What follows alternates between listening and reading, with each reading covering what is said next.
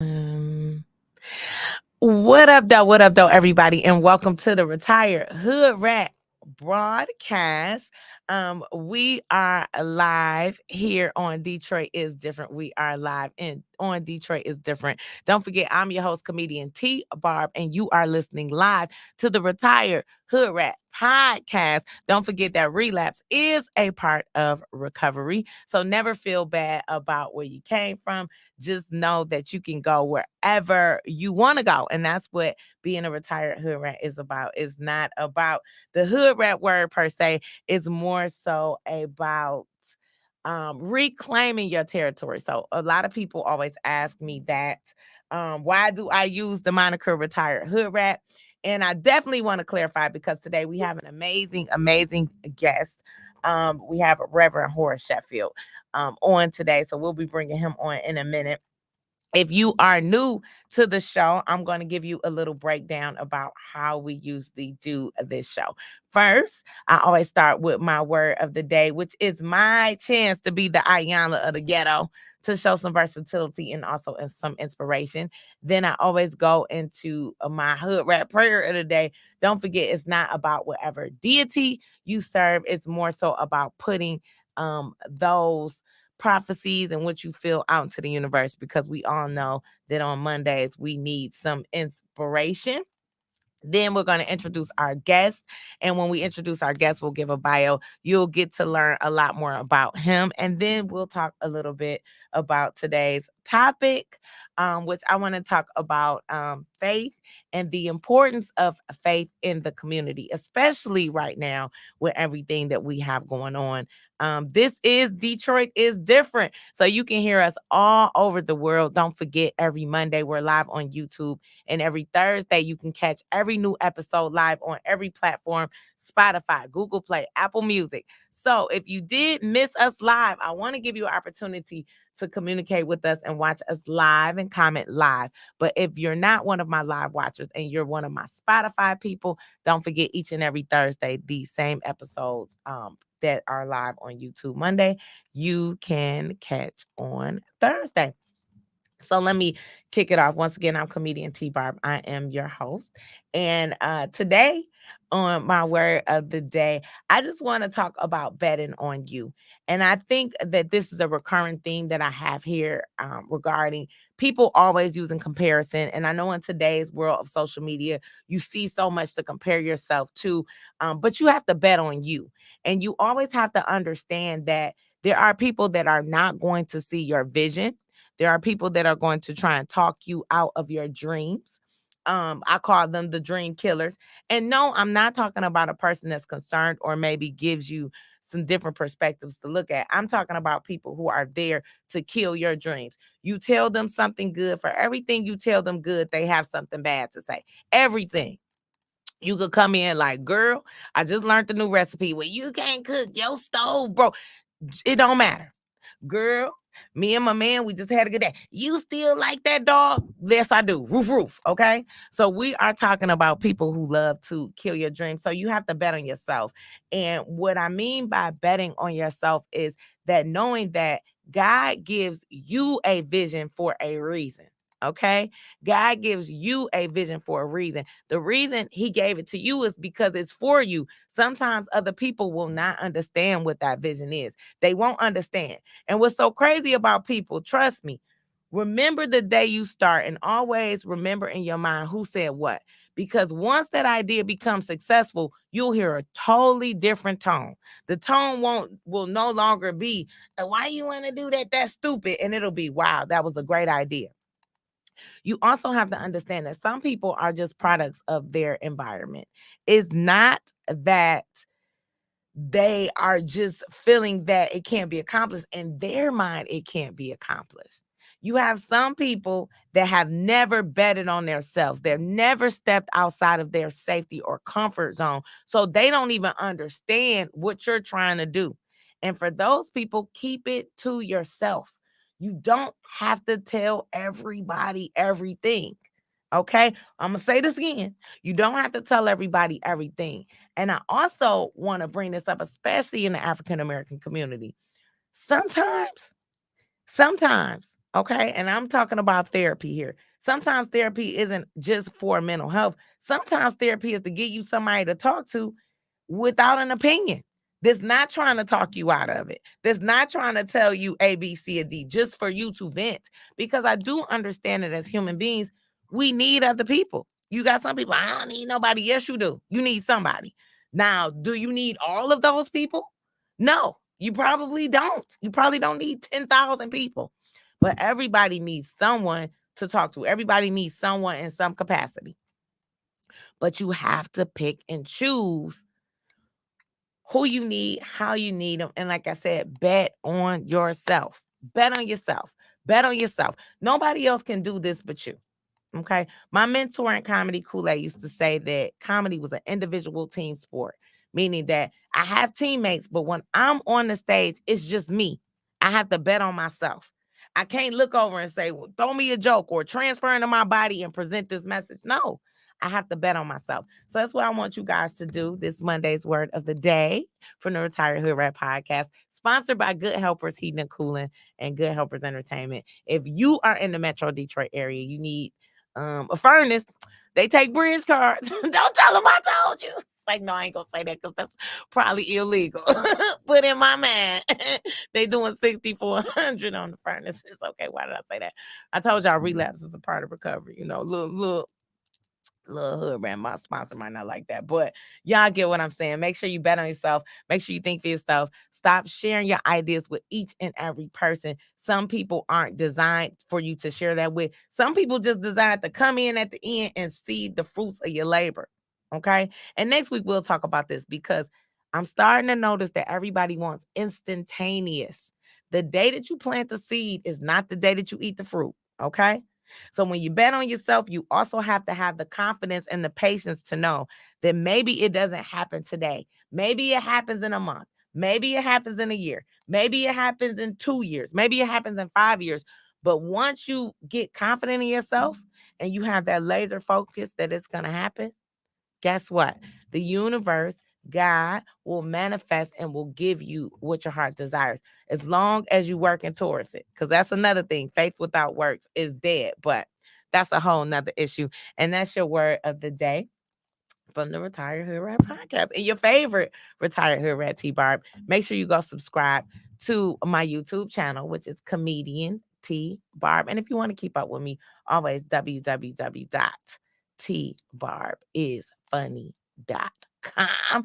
Okay, so now it's time to break it down, and we're gonna do our hood rat prayer today. Before we announce our amazing guest, we have Reverend Horace Sheffield in the building, so I'm excited about that. One of our community leaders, been around for years, and he's gonna talk about his platform and the things that he is doing in the city of Detroit and abroad because we're doing big things. Don't forget to subscribe to Detroit is Different, which is our radio home here on Podcast Detroit is Different because Detroit is definitely different. Some good, some bad, but it's only one Detroit, only one place like Detroit. Don't forget, make sure you bow your heads when we do our prayer, unless you're driving. If you are driving, do not bow your head because the insurance already high in Detroit. And I don't want y'all to blame me and say, well, she the one saying pray right now. No, boo, not you. Just in your mind, okay? But everybody else, make sure you bow your heads. This prayer is not about any particular deity. So it's not about Jesus, Hishnu, Jehovah. It's with whoever you choose to pray to. I'm going to say God because I'm praying to God, but replace it with who you're praying to. And don't forget, this is more so about putting some positivity into the world. And then I'm so ghetto, I have to pray every day because God saw the best in me. Okay, so here we go. Dear God, thank you so much for bringing us here today. We thank you in advance for getting us wherever it is that we need to be next safe. God, I just ask um that you enter somebody's heart, soul, and body and let them know that they can bet on themselves, that you give somebody the confidence to step out on faith today, that you give somebody the confidence to choose faith over fear, to understand that they are valuable, they are worthy, their ideas are worthy, that they can manifest the life that they want and have the things that they want, that they can have the mate that they want, they can have the finances that they want, they can have the lifestyle that they want, and there are no restrictions on the glory that you place inside of people. God, we just ask that you remove those who mean us no good from our lives and replace that with those that can help us on our journey to becoming better people. In your name, we pray. Amen.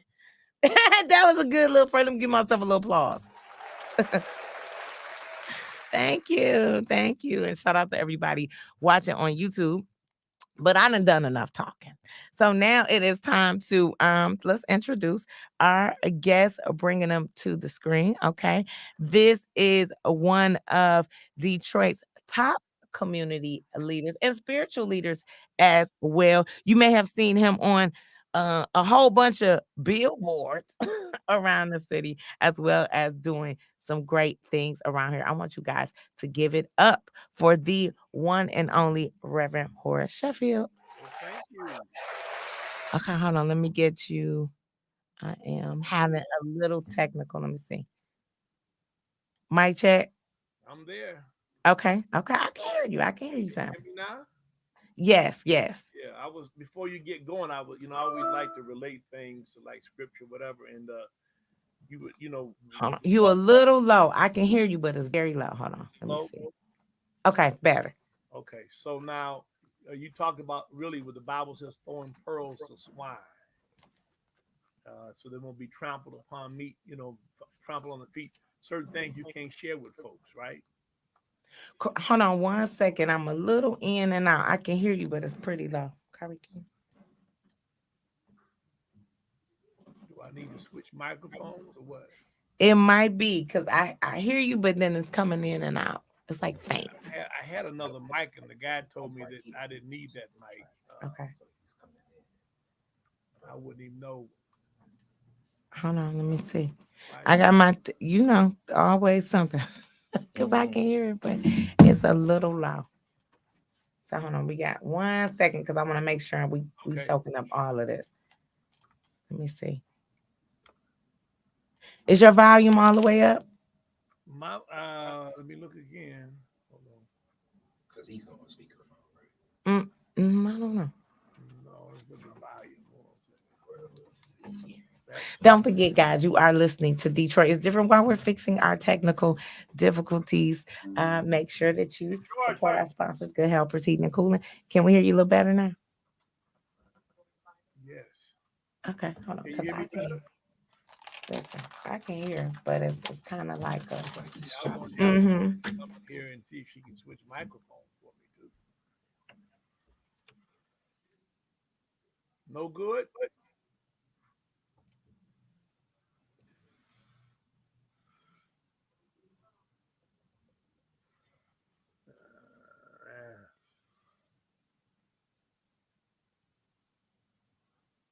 Okay. It's okay.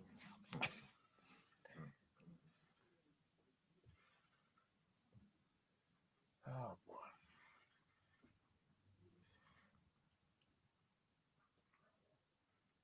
Still can't hear me? This is where it would have been perfect to have a video. You still can't hear me? Okay, I hear you a little. I hear you better. You hear me better? Okay, let me see. All right, we ready. We ready. We are back. Sorry about that. Okay. Now, could you continue? I apologize. Yeah, One I more was introduction we're for talking about Reverend not sharing Horace stuff. Sheffield, y'all. Need to reconnect this mic or something. Can you hear me now? I can't hear you. I was gonna say you were talking at one point about not sharing stuff with everybody, and the Bible says don't throw your pearls to swine. Mm, Everybody can't handle your good news. Everybody ain't happy about your happiness. And then you're talking about progress, and the shortest distance between two lines, 2 points is a straight line, but the line of progress is never straight. wow. Wow. So that's a interesting concept that I don't think that I've heard. Just to elaborate on that, can you tell everybody a little bit, if they don't know, if they've been under a rock, a little bit about yourself and some of the platforms and things you've been doing in the city of Detroit? My name is Reverend Horace Sheffield. I'm pastor New Destiny Christian Fellowship. I also took over my dad's organization, the Detroit Association of Black Organizations, a federation of about 130 different black organizations. I mean, what don't I do? I mean, I have radio and TV shows. We're doing a lot of stuff in the area of health disparity. In fact, we Right now, I have about 30, 40 people here getting vaccinated. One of the only entities in Detroit. If you get a vaccination shot here, you get a $50 Mastercard. And so we're really pleased and proud about that. By the way, if on the corner of Grand River, Wyoming, you can come over and get your shot. And if you're gonna get a shot, you might as well get $50 for doing it. We also have a hypertension project because in Detroit we have the second highest level of hypertension in the country. 49% of our people have high blood pressure, hypertension, and the vast majority of them is untreated. Oh wow. So it's interesting that you're talking about hypertension because it's crazy. I actually know two young guys, pretty young to me, under 40. And they both have been suffering from high blood pressure. And I think that that's something that we really don't touch on in our community, especially with the food choices and things like that. So, how did you get started as far as working on that particular platform as far as high blood pressure and championing that issue? Well, we were the first to actually do COVID-19 testing without needing a script or primary care physician. The first day we did it, we had 1,500 people show up.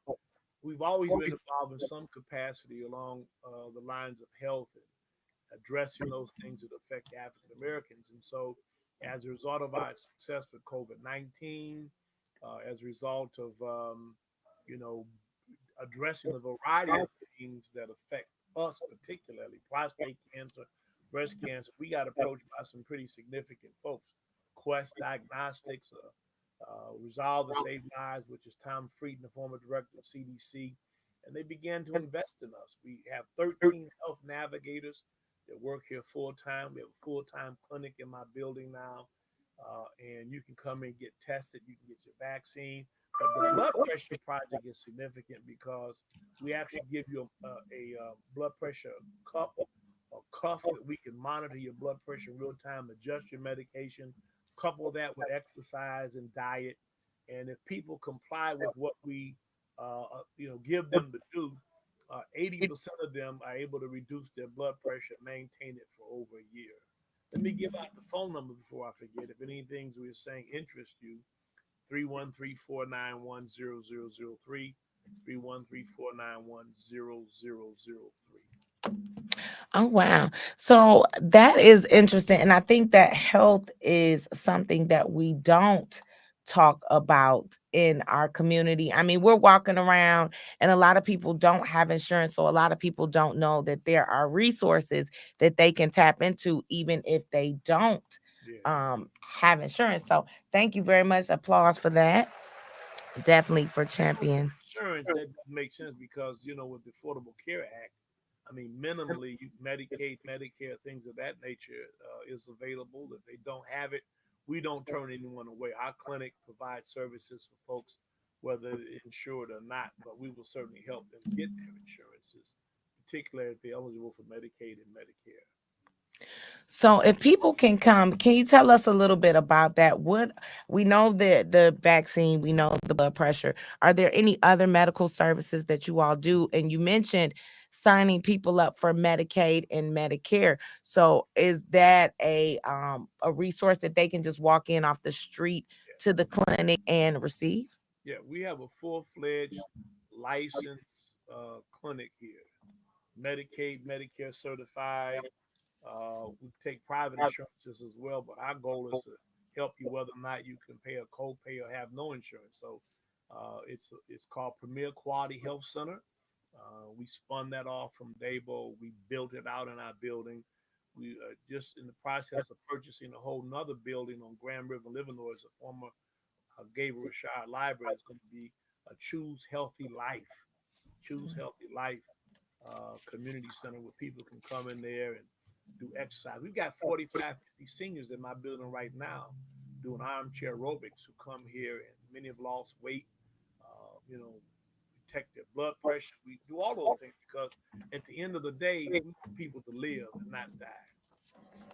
Wow, wow. And you know what? And as a person, I pride myself on community resources. Of course, shout out to Loving in Our Purpose because I have a home here healthcare agency that helps people with Medicaid as far as having services in their home for bathing, housekeeping, things of that nature. And I never knew about these resources. So don't forget, everyone, if you need health care, if you need to sign up for Medicaid and Medicare, which is big in our community, because I think people don't understand the Affordable Care Act. I think that they just think, yeah. They don't know that you can actually go on here and you can pay as low as nothing, because if you don't have any money, they'll switch you over to Medicaid automatically. But you can get insurance for as low as $10 a month, $5 a month. I have a deacon in my church that has Blue Cross and pays $47 a month Wow. for Blue Wow. Cross. Yeah. So that's the important. So Great they thing can I did, come over. and by the way, let me say this: that most of the time, if you go somewhere you have no insurance, they will sign you up because the personal liability for the cost of medical care is not something you want to be saddled with. Well, you know what? That's an important platform in our community. But you also provide other resources as well, as far as food services, things like that. So, what all do you guys offer over there? And then don't forget, if you're in Metro Detroit, this is on Grand River in Wyoming. If you want to go over to the center and get some resources, just so you guys know where you're going as we're talking about this. We'll have you over here too. So what we do, I mean, we have an internet access program that called 313 Connect, and we also work with Comcast, where you can get high speed internet for as low as $10 a month. We also have a community hub here where if you want to come on our parking lot, you can park around our buildings. You have access to high speed internet without even coming in the building. I mentioned our senior program. We do emergency food. We also help people with utilities. We don't pay the bills, but we have access to DTE and ways of being able to suspend service shutoffs. We had one lady came here owed $5,000. We were able to get resources to a variety of different agencies and had her whole bill paid. So I mean, we do an awful lot, and well, my motto is we don't send anybody away without giving them some kind of help. If we can't help you, we'll find someone to help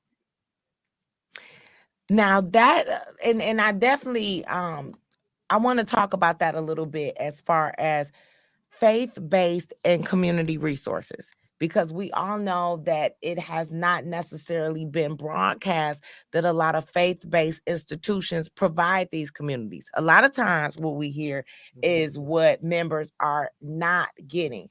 Yeah. So I just want to ask your perspective, especially being a reverend, being in that realm, how important is it for your parishioners, or I don't know if that's just a Catholic word, I came up with that, or for the members of your church to receive the resources that they need from their faith-based institutions? Well, Carter Woodson, who wrote the seminal work called The History of the Negro Church, written in the early 1900s, talked about preachers of versatile genius who were doctors, lawyers, and pastors. But one of the things he said in there, which has always been my motto from the age of 21 when I pastored my first church in Brooklyn, is that churches need to be all things to all people according to their need. The other thing, which is my own personal pastoral perspective, is I get so burdened when I hear churches talk about what the church needs. The church needs a new roof. The church needs a new furnace. The church needs this. I'm sitting in the congregation. You need $10,000 to put a new furnace in the church. I need $150 to keep my lights on.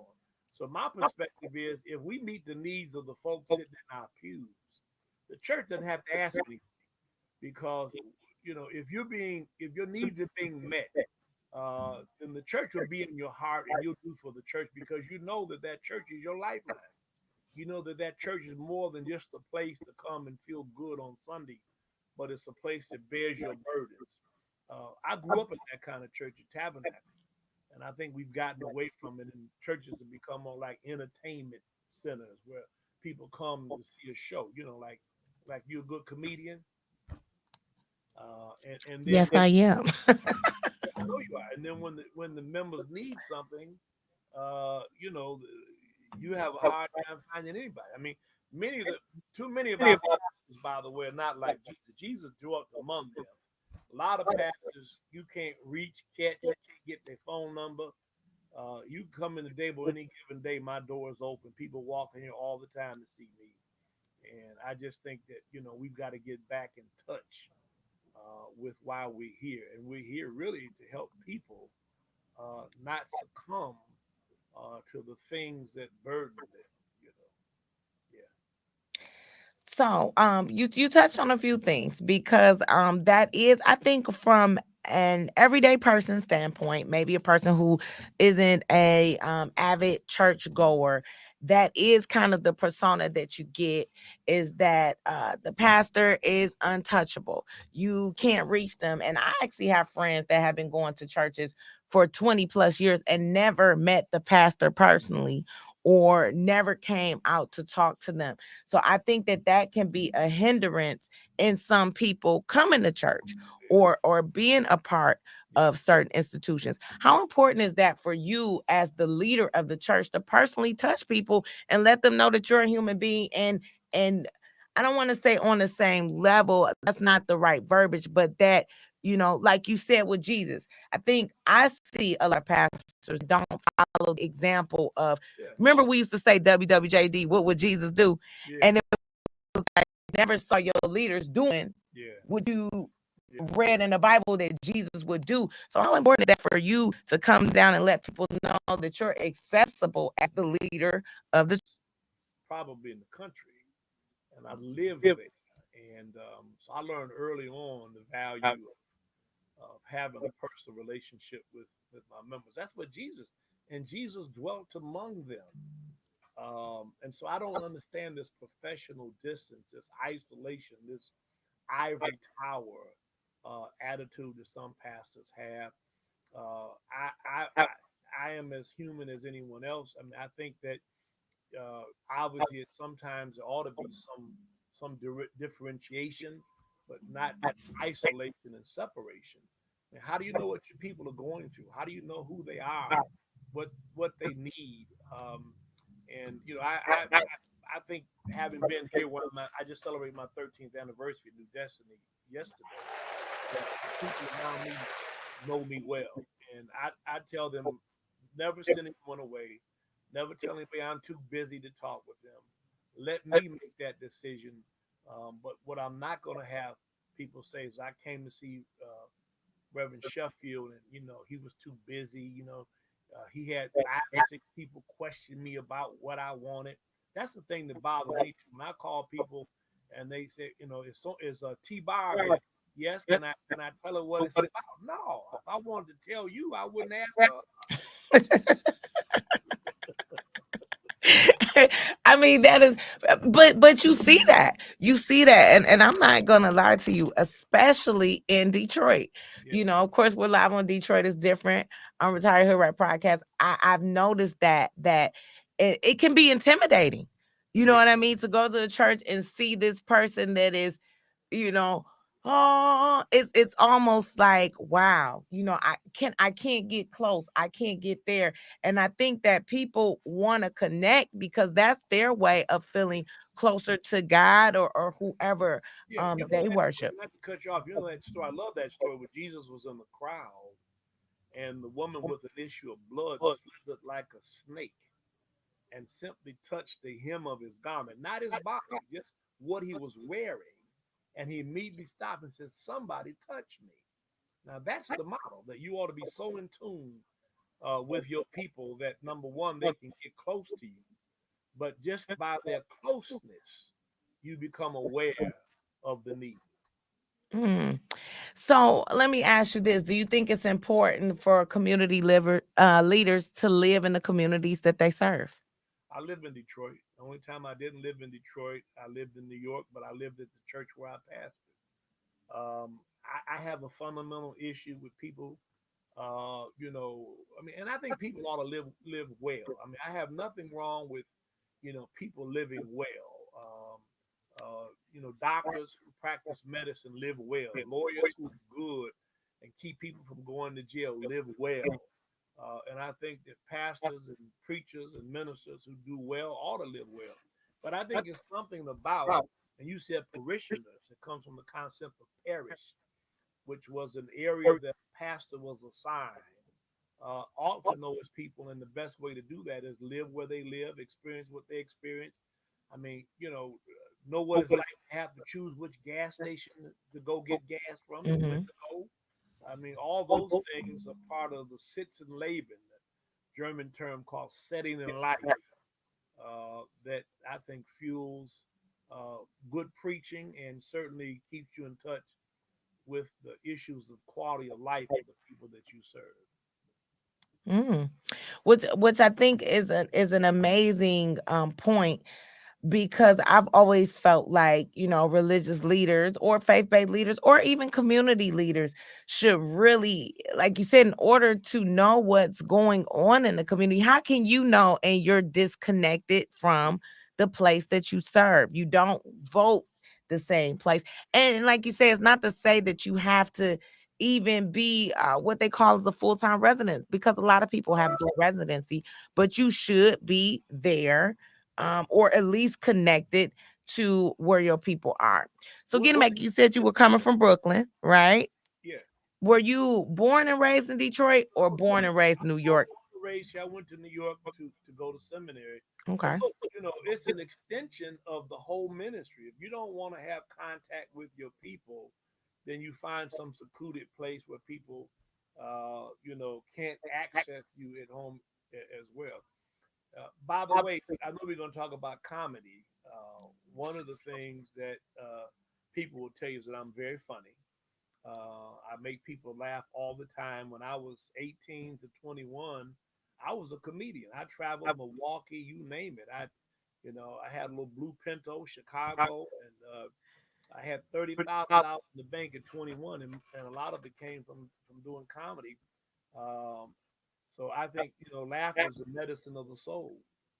Oh yeah, yeah. You know what? I met a cardiologist at a show. Shout out to Sterling Heights. I was at a cigar bar. It'll come to me in a second. But I met a cardiologist at DMC. And I was telling him that laughter is the only exercise that massages the heart Yeah, directly. So yeah. when you're laughing, your heart is being massaged. He said he didn't know that. I said, well, how good of a cardiologist are you? Right. I mean, because what you're doing is repairing the damage from the lack of laughter and the lack of joy. Yeah.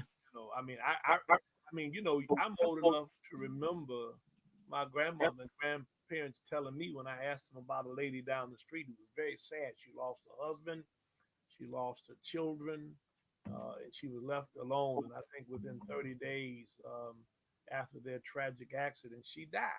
Wow. Asked my grandparents, well, how did she die? What happened? She looked healthy. They said she died from a broken heart. It happens. I think that happens often. You see that a lot. And you just see that with people who face illness, and when people give up mentally and emotionally, you'll see that downward spiral, and it happens pretty fast. So let me ask you this, because I think that this is something as well that you hear about a lot in spiritual institutions. What is your take on mental health and people's need for mental health services? Well, first of all, I believe in prayer plus. When the 10 lepers presented themselves who've been in isolation and Jesus healed them, he told them to go show yourselves to the priest. Now, God has all power, but sometimes God chooses to use that power through people he's gifted with insight, with training, and with education. So it takes nothing away from God to go to see a mental health therapist or a marriage counselor. So, by the way, we just got a significant grant from the Community Foundation of Southeast Michigan through Blue Cross Blue Shield, McGregor Fund, consortium of foundations. I helped them put this program together.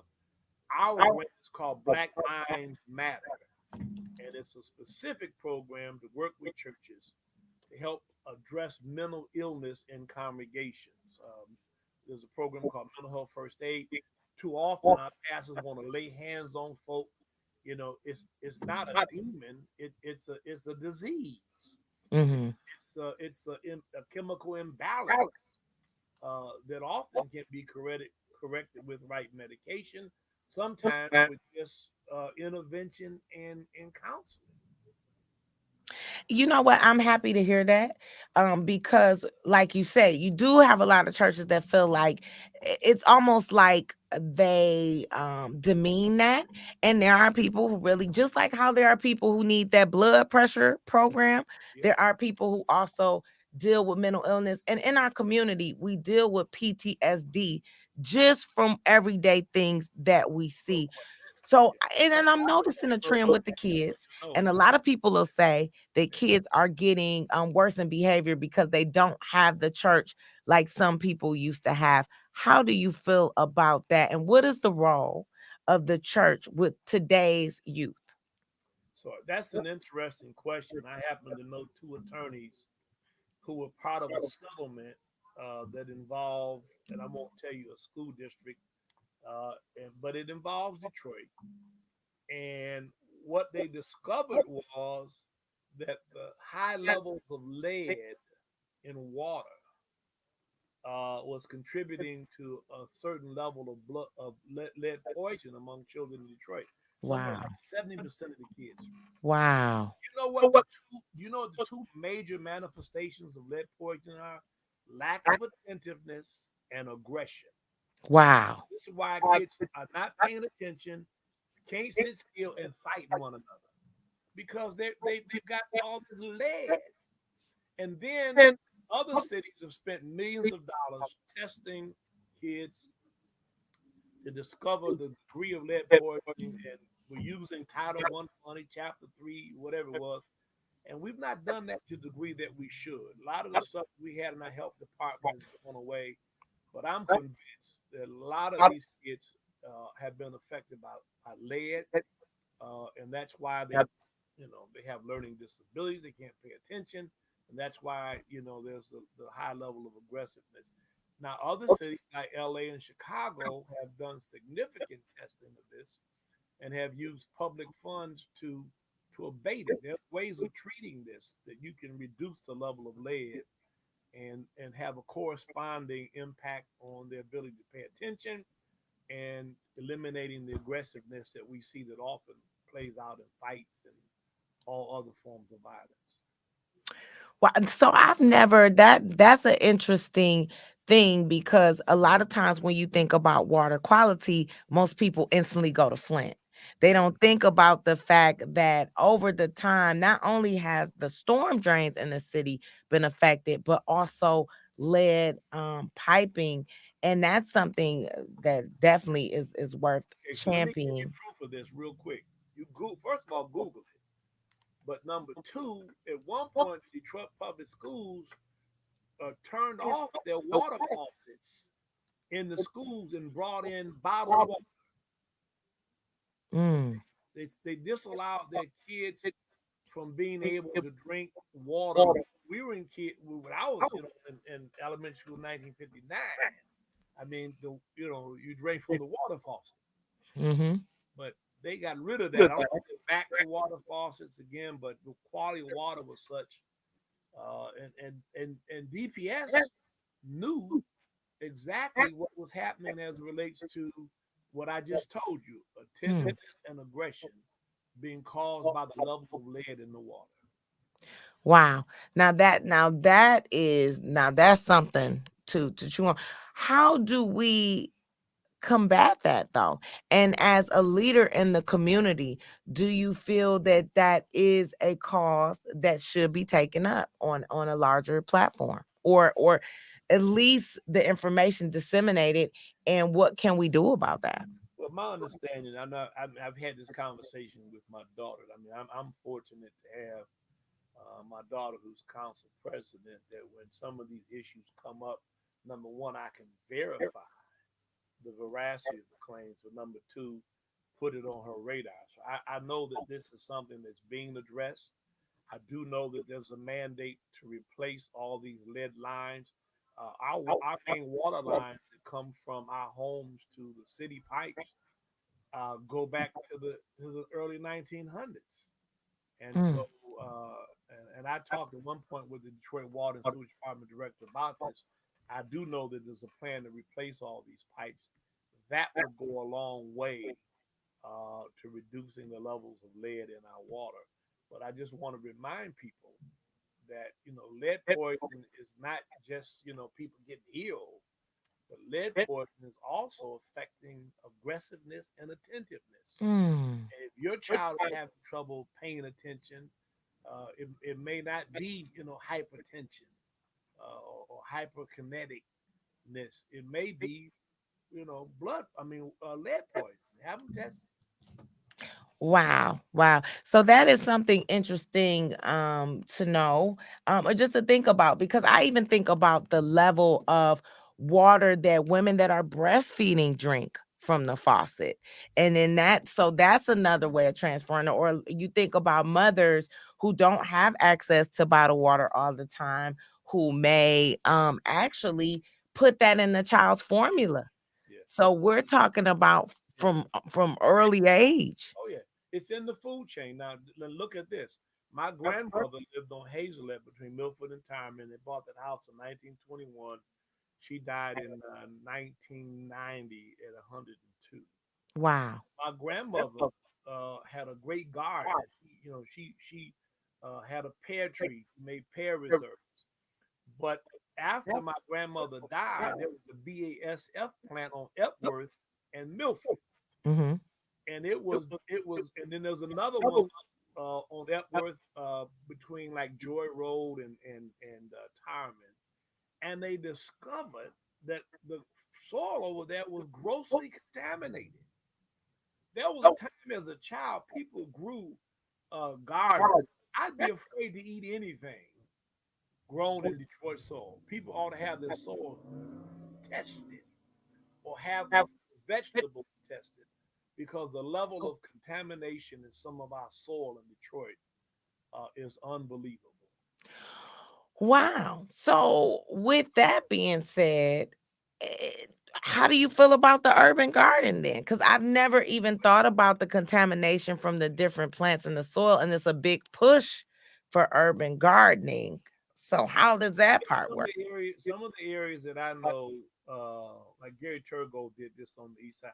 Some of the areas that they have, they test for those, right? And so, I don't want people to be afraid, but I mean, there's certain areas you live in and you growing in your backyard, you ought to test it. If you lived in any area that was near an industrial complex or there was some industry nearby, you certainly need to have your soil tested before you grow anything. Mm. You can grow it, but before you eat it. Well, okay. Well, I'm growing it to eat it, so so I need to find out. Good idea, I mean, yeah. I wasn't growing it to chill. I was gonna eat it. So I need to find out now. Well, you know, Luckily I in kill almost everything I grow. So in the soil, some people may grow some marijuana there because they like their weed laced. oh, look at you. Look at you. Don't be telling the secret. It's I somebody riding around now like I'm about to go grow over there by that old plant. Yeah, we can come over here and get some of this, man. Well, what's in it? I don't know what's in it, man, but it's a monster. I said it might be a little paint chemical in that. I don't know. Don't worry about it. You die, you won't feel it. That's what they want to do. That You that's a won't feel whole it. nother issue. Hey, You can't be telling the people where to grow now. yeah. We can't. That ain't free on this show. It's like I'm gonna need y'all to subscribe. It's like, we are live on the Retired Hood Rat podcast with Reverend Horace Sheffield, live on Detroit is Different. Make sure you tune in each and every Monday live on YouTube, 11 a.m., and every Thursday on all platforms. We're on Spotify, Google Play, Apple Music. So if you want to hear today's episode, make sure you go listen in on Thursday. Few more questions. Okay. Um, I know we're gonna talk about the comedy club too at some point, right? we get into the comedy club. I try and give my people some of the direct issues that they want to hear about, and then of course we kick it You got over some to people. huh? You got some people. Yeah, I got some people. Just a few, just a couple of T.Barb. a couple of people that's checking in. And this is my day to be the Ayanla of the ghetto. I'm so ignorant the rest of the week that Monday mornings I dedicate to being inspirational. Bishop T.Barb. Good That's right. question, T-Barb. T-Barb in the building. Yeah. Question. How important is okay? So we know the Detroit. We've been losing a lot of people. We don't have the best finances. How important is financial literacy in the church? Well, I believe we ought to teach our dollars some sense. I learned T-Bar when I was 16 that money talks. Hmm. I went out with a girl named Belinda Brown. I worked for her dad. He had a shell station on Gratiot in Madison. She was a beautiful lady. She had natural blonde hair, and it took me 2 summers to talk her into going out with me. Oh, that's We, patience. we went to the Adams Theater, and I paid for the ticket price, and then she wanted a variety of other things, and I didn't have the money. And she said, "Reach in your pocket and pull out what you had." And I had a $2 bill. She said, "Listen, George Washington is talking." I said, "What is he saying?" He said, "You don't have enough money for me." Well, hold on. Here you go. Air horns. So you learned that. So shout out to Belinda Brown for Yeah, teaching you your first financial lesson. she taught me. She said, "No, you don't have enough money for me, George. He talking." So I said, "Okay, yeah." Keep But talking to Lincoln till Lincoln come out. she didn't tell me whether it was Andrew Jackson or Ulysses Grant that spoke, but I got the message very clear. And some people I tell it to say, "Oh, she was elitist," I said, "No, no, no, no. What she was saying to me is, if you're gonna take a lady out, a lady of my caliber, you need to have some money." Hold on, here I go with the phone. Hold on, I gotta do applause and an air horn. Applause, air horn. Cause I agree. Yeah, Belinda needs to do tutorials. yeah. I just think that it is important, and I think that that's something that sometimes we lose in our community is that the importance of financial stability.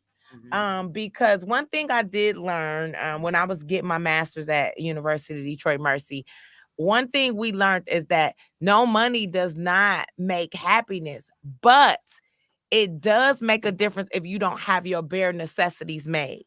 So Hmm. what the study showed is that if you make over, I think at the time it said $60,000, anything over that, money does not dictate happiness because you have a home, you have a car, you have food.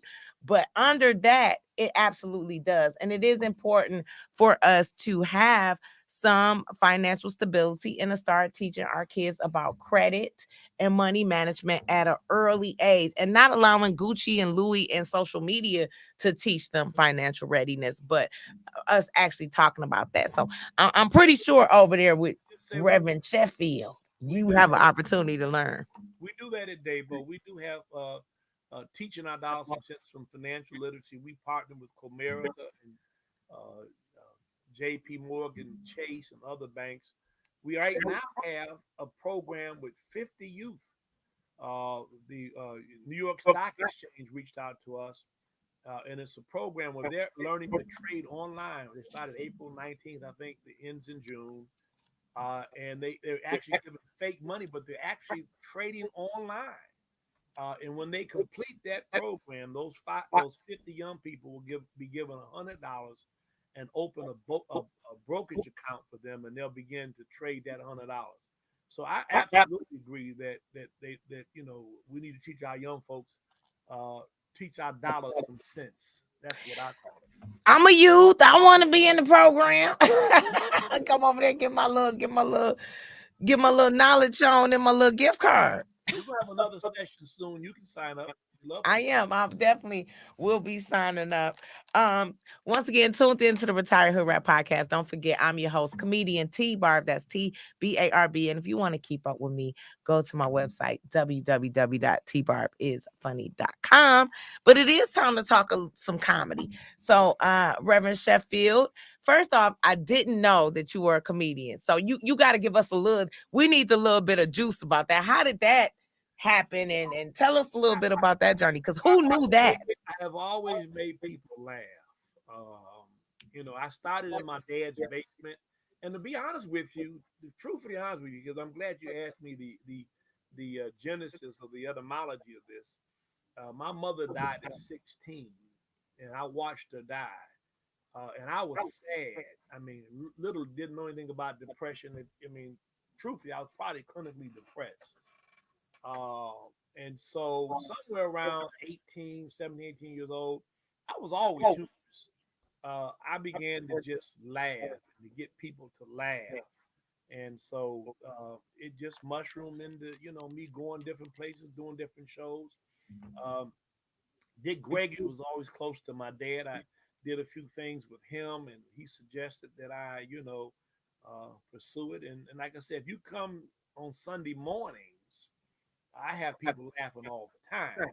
And so much so that my members say, "You need to do a comedy show." I said, "No, I'm a preacher now. I'm going to let the comedians do that." I got great friends. Shawnee D is a member of my church. I've had comedy shows in my buildings, but I'm going to let somebody else do that. But, I'm still funny. I ask women all the time, how do they know when their men have bad feet? Do you know? How?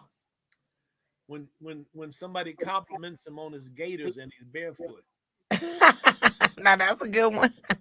And I got a gator joke too. So Yeah, you got to add when his toes turned up at the end, because that's when the real Detroit players come. You yeah. got to move out the way because you be scared if they kick you, you're gonna be on disability for You know, 6 or when his nails are yellow, you think it's a caution sign. months.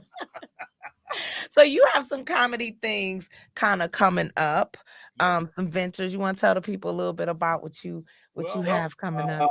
in November, Mike Epps and I will be opening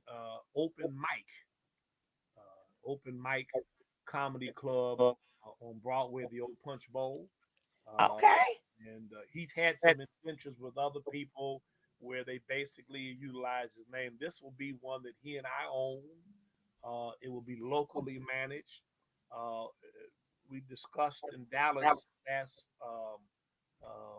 Friday night. I was at a show that he's convinced Earthquake to come and basically be the principal talent who will MC the shows and all of that.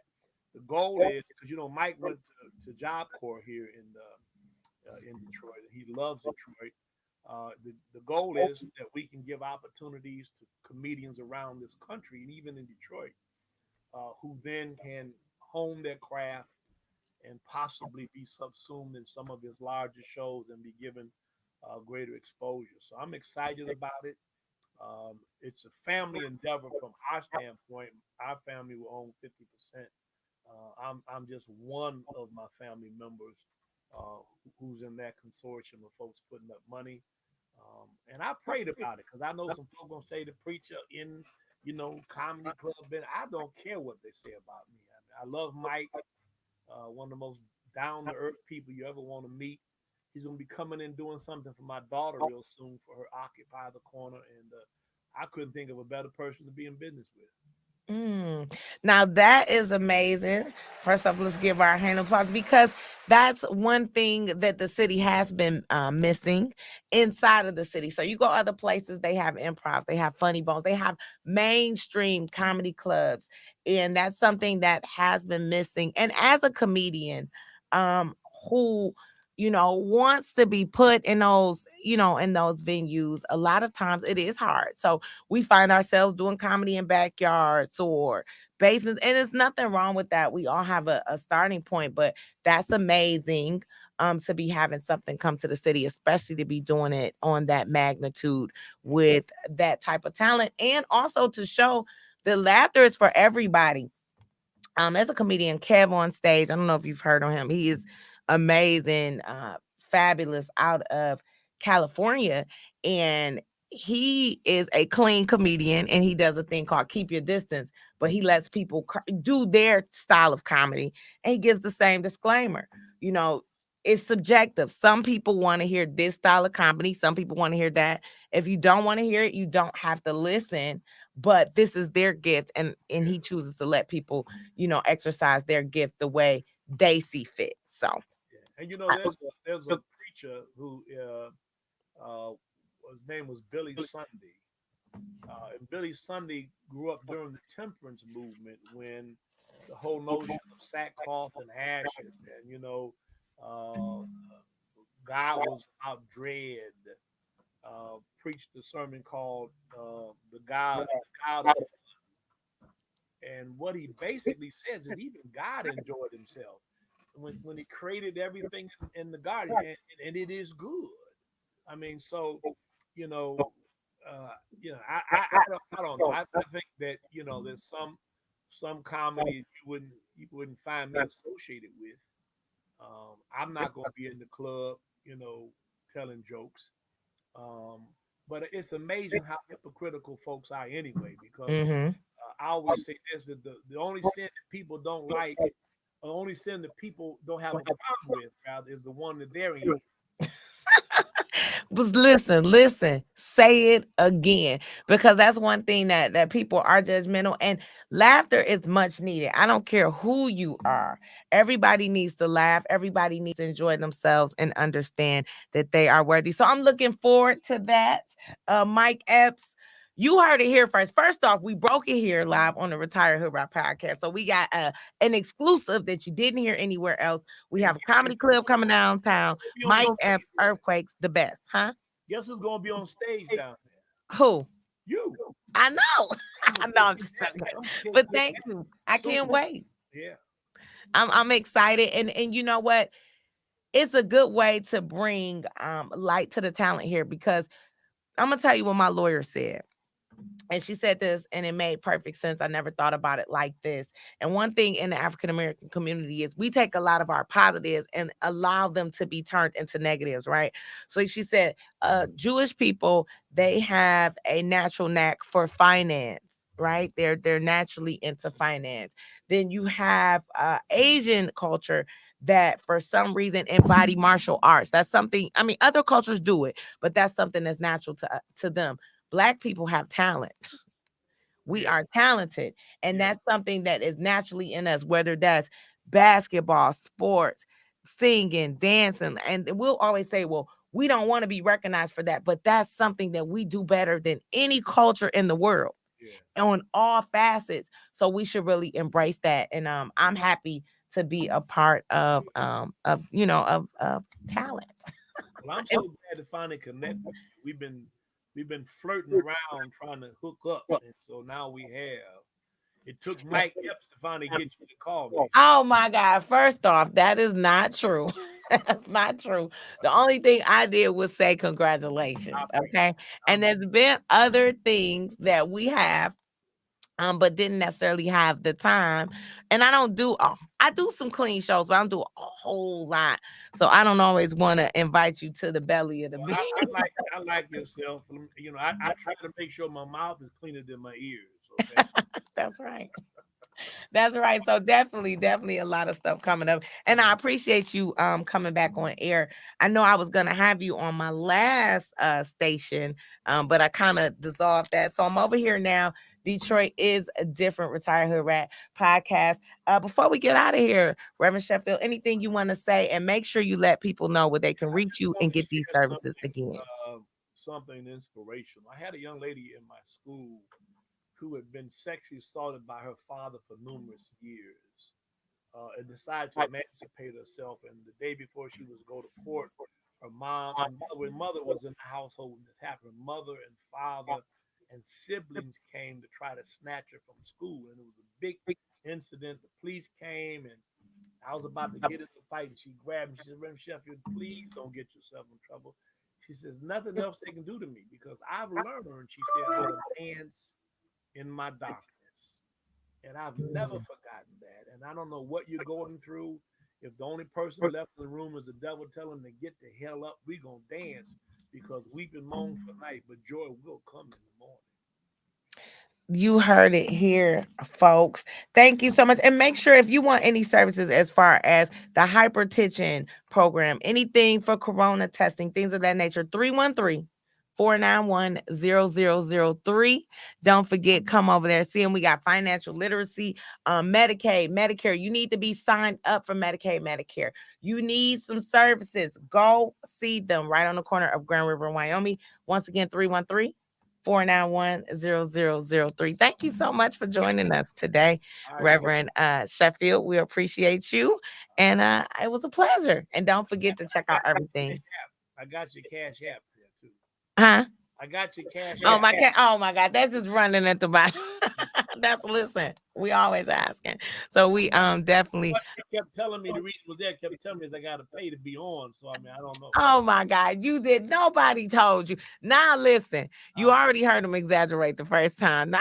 Now we do know you was a comedian, so at least we know that now.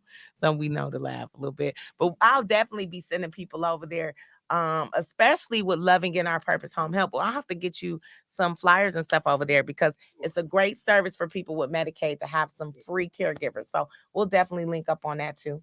And T.Barb and Friends, don't forget I have the nonprofit. So we're always looking to do things in the community. So absolutely. absolutely. Thank you so much for joining us. And by the way, my son just showed me that he been tuning in.